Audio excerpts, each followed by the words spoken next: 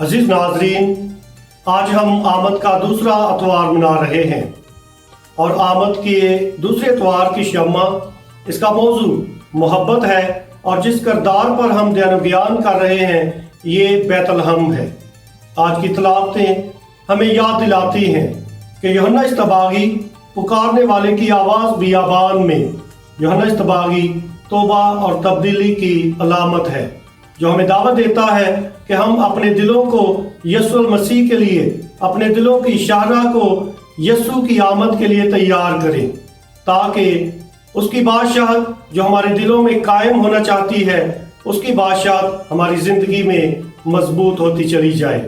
यूहन्ना इस्तबागी हमें दावत देता है और उसकी दावत तौबा और तब्दीली की दावत है ताकि इंसान अपने रवैयाजात को और अपनी सोच को तब्दील करे। इंसान बुरी राहों को तर्क करके नेकी और खुदा की राह पर चलने का फैसला करे।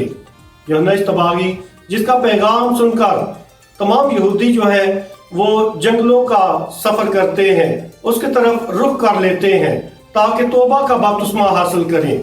आइए आज हम भी इस पैगाम को अपने दिलों में उतरने दें ताकि खुदा की बादशाहत जो नज़दीक से नज़दीक तर होती जा रही है ये हमारे दिलों में कायम हो और हम खुदा की बादशाहत के अपने आप को लायक बना सकें।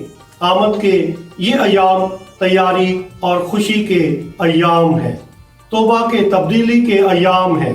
इसलिए आइए इन अयाम में खुदा के पाक कलाम को अपने दिल की ज़मीन पर गहरे तौर पर जड़ पकड़ने दें ताकि हमारी ज़िंदगी, हमारे रवैयाजात तब्दील हों और हम एक दूसरे के लिए अमन और सलामती का वसीला बनते चले जाएं।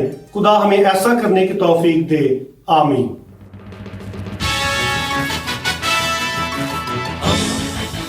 दोस्ती का पैगंबर, रेडियो वेरितास एशिया।